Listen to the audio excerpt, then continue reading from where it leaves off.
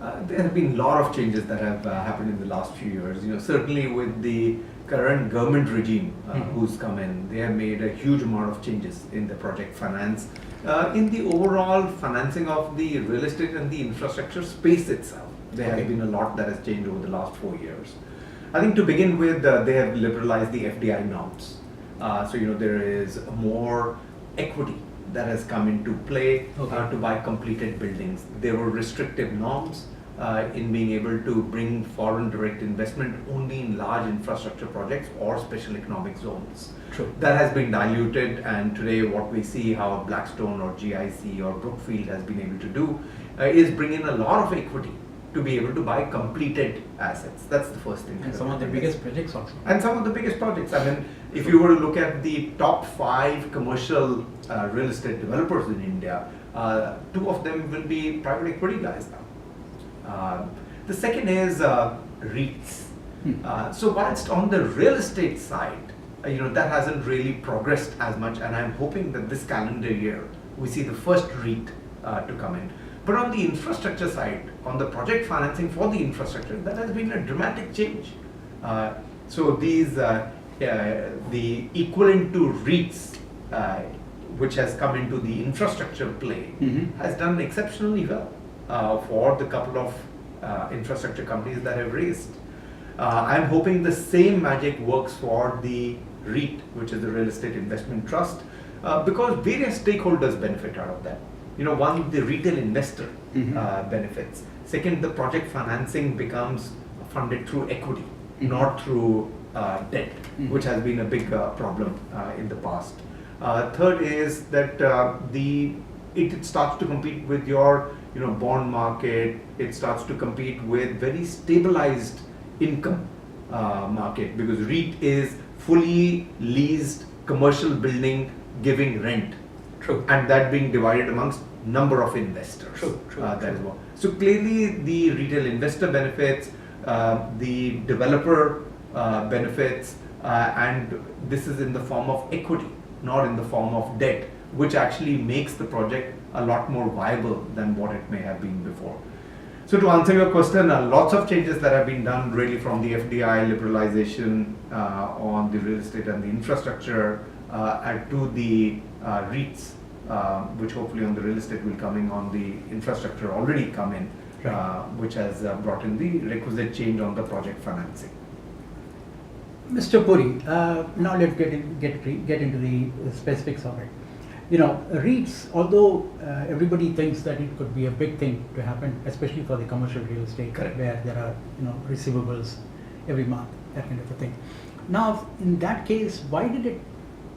Even today, it has not come to a stage where you can say it has been successful. Yeah, it's a long way to go. Correct. Why is it taking so long? I remember, I think almost 10 years ago, I started writing about REITs, and I'm still writing about it. So why is it taking so long? So it's a very interesting question. Look, when this government came into power, their first budget itself, I think it was 2014 February. Okay.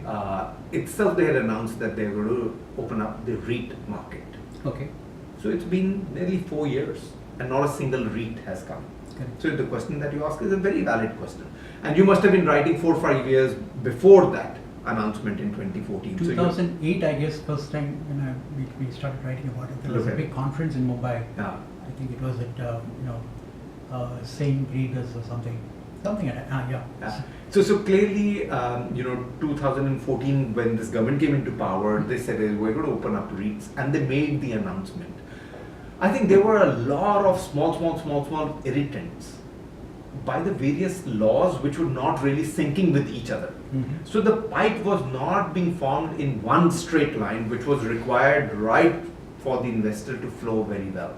There were lots of ups and downs, lots of pipes in there, lots of different regulations, whether it was the Companies Act, whether it was the FDI approval, the FIPB approvals, the SEBI involvement, the taxation in there, lots of those things. I can tell you it is the first time that I have really seen that the government organizations have worked very proactively to say, what are those irritants? Let's streamline those irritants as we go, because we have a number of laws that are governing the REITs. And I think SEBI particularly has done a dramatic job in this, where they have taken the leadership position and said is, let's make sure that the pipe is well aligned to the requirements of what the retail investor would like. What according to you are the irritants and how do we get over it? I think they've all been lined up.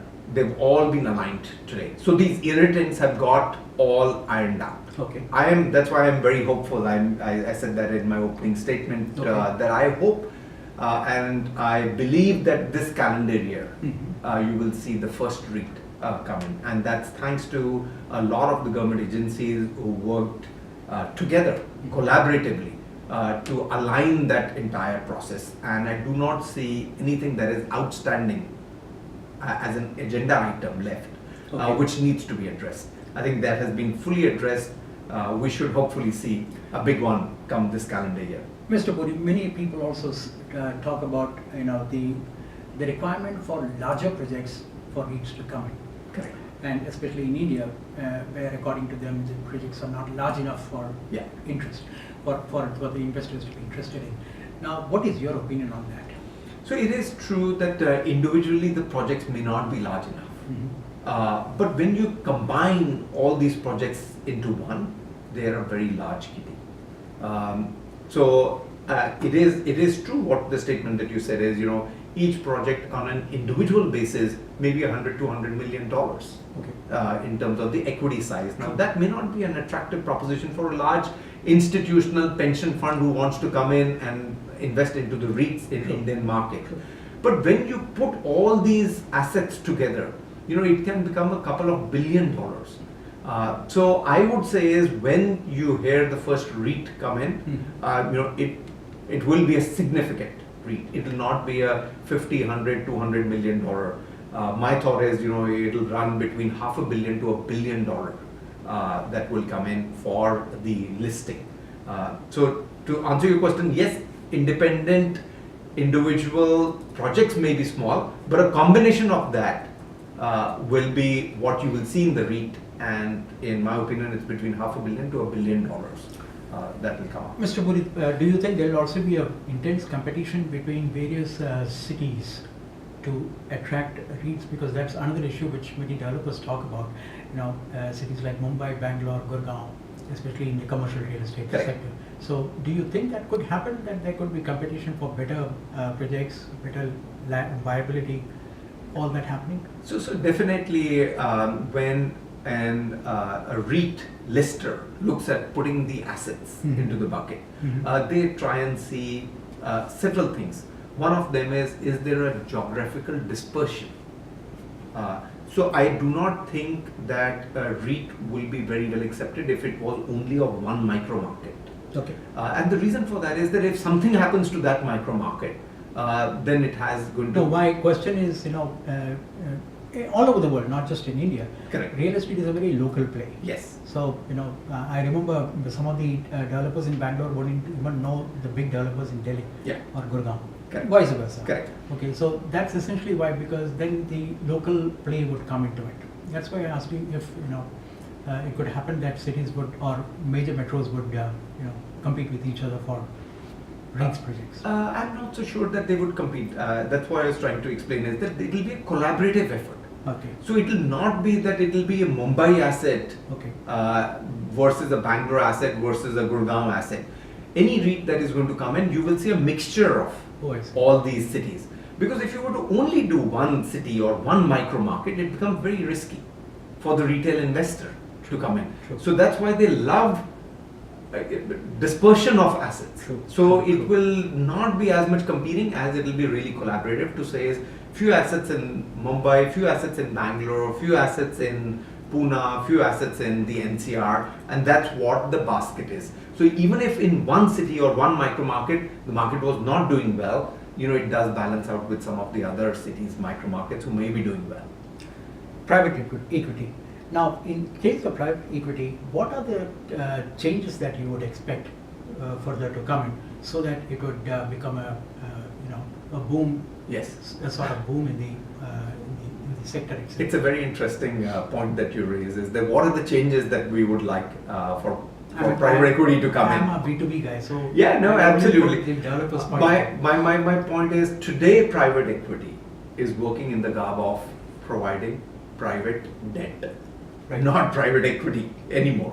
So it is really coming in and saying is, here's the money, Mr. Developer, but it is actually a coupon, it's like a mezzanine, various aspects to that, other than buying completed commercial assets, which we covered in our section on REITs. Correct. But otherwise, private equity on a greenfield is not willing to come in today. They're willing to come in on a greenfield, but they're coming in as a quasi debt to say, protect my downside in that. I do hope with RERA coming in, with Real Estate Regulation Act, which came in August 2017, there will be more confidence that will come in the private equity. And their ability to come in at a more initial stage of the project will be much more acceptable as an equity partner Okay. than as a debt. Right. So I am hoping that that shift in the mind to say is that we are not going to be just a debt provider. We're actually going to play an equity game at a stage when it is greenfield or initial construction stage. True. To come in as equity partner, they should get the confidence by the enforcement of by the enforcement of RERA. Okay. And I'm hoping that will prosper the industry as a whole, because that private equity, which was acting as a private debt, should really go back to acting as private equity. Okay. Quickly, let's get into the next issue. Is about the benefits of declaring budget housing, or Yes. rather low-cost housing, as well as logistics in the infrastructure bracket. Now, what do you think? How are the developers actually going to benefit out of it? Because there again, there are two schools of thought. Now, some really say that it's really not going to benefit much Correct. to the housing sector. Now, what is your takeaway from that? So my takeaway is threefold, and I'm only talking affordable housing, and then I'll cover logistics separately. Okay. On the affordable housing, threefold. One, market is deciding this. Even if the developers do not want to do, market only wants that. The buyer ultimately is really looking at more affordable ticket price. True. And I will define affordability as well in my view, what's happening in there is. So irrespective of what the other stakeholders in the industry may say, including the government or the developer or the financial institution or the debt or the equity provider, the buyer is looking at affordability. Ultimately, buyer is the king. And if the buyer is looking at more affordable ticket price, you have to start to develop that product. I think this has gone into the mind of the developers now. They fully understand, they fully appreciate that one, the buyer wants affordability. Second is that the government wants to push affordable housing. It's Prime Minister's vision, dream, Sure. to say by 2022 he wants housing for all. And that is all that they are really considering. Any financial fiscal incentive that has to be provided to the real estate industry has to be based on the affordable housing. Okay. Okay. The second point is that I do not think affordable housing means that you have to do on the outskirts of the city. Okay. Because that is where the plans will go wrong. Affordable housing is that you have to do close to the place of work where the people live. Your question is going to be, how is that possible? How is it possible to do affordable housing in a city like Mumbai? The buyer is willing to compromise on the size of the apartment, but not willing to compromise on the travel for 2.5 hours. They're saying we're happy with the 800, 900 square feet, not a 1400 square feet apartment. Okay. But do not ask us to travel 2.5 hours and go to Karjat every evening and every morning come back to work Okay. from there. And that's what we are seeing. The change in the mindset of the buyer is that give me an efficient home for 800, 900, less than 1,000 square feet, and I'm very willing to buy it in there. But do not give me a 1,400, 1,500 home which I have to travel 2.5 hours, because my quality of life goes down dramatically. The point in that is that the 800 square feet apartment that the developer has to produce has to be very well designed. In Hong Kong, in Japan, in Singapore, you go, these are small houses, but they're beautifully designed in there. I think that has also gone into the mind of the developer. Their acceptability has happened. That the buyer is looking at a affordable ticket price. Okay. Not necessarily that the price per square foot needs to go down. The buyer doesn't understand price per square foot. The buyer understands, is it less than 1 crore that I can get an apartment in Andheri? That is what to him becomes more affordable. One developer actually told me, a leading developer, let me not name him, he says that nobody actually measures your flat when you buy it. You know, we may bargain with the vegetable vendor over 2 rupees and 3 rupees, but when you buy something for crores, you simply don't actually sit and measure if your is 830 square feet or whatever. Yeah, which is true. But under RERA, they have to now declare. Yes, exactly. So Things have changed. Things have changed Very from true. that. Is Very that true. here the RERA carpet area has to be really defined and written in the agreement. True, Yeah, true, that is. true. So I think that is what is on the affordability. I feel is that it has been well accepted norm by the developer community today. That is what sells in the market. That is what we have to deliver. The government has all the love and affection for affordable housing. Has nothing for other than affordable housing. Okay. The second is that the buyers is saying is that I'm happy to compromise on my travel. On my living space, but not on my travel time. True. On the logistics, I mean, it's a fantastic sector to bring into infrastructure. I think it'll boom, it'll prosper.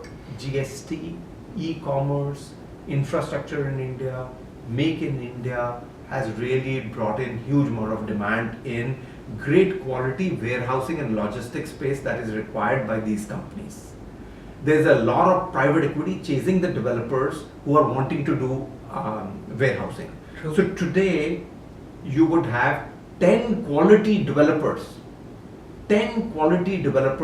who are being sponsored by private equity to build quality A warehouses across Okay. India. Okay. I mean, 5-7 years ago, would I be able to give that statement? Not at all. I wouldn't have been able to name one developer who would have been producing quality warehousing. It was all fragmented, all local, all B, C grade developers doing local shared warehouses. Sure. Today you look at these warehouses, whether it is for Amazon or Flipkart or Snapdeal or for the various retailers or for the manufacturers, I mean, state of the art. The warehouses that Sure. are being done. And then on the other hand, you have a huge amount of private equity. And really blue-blooded private equity who is sponsoring and supporting the building of these warehouses. So you think that on both counts, housing as well as logistics, it will be good? Both on affordable housing and on the warehousing and logistics. These are great sectors to go in, and the government has rightly defined them as infrastructure.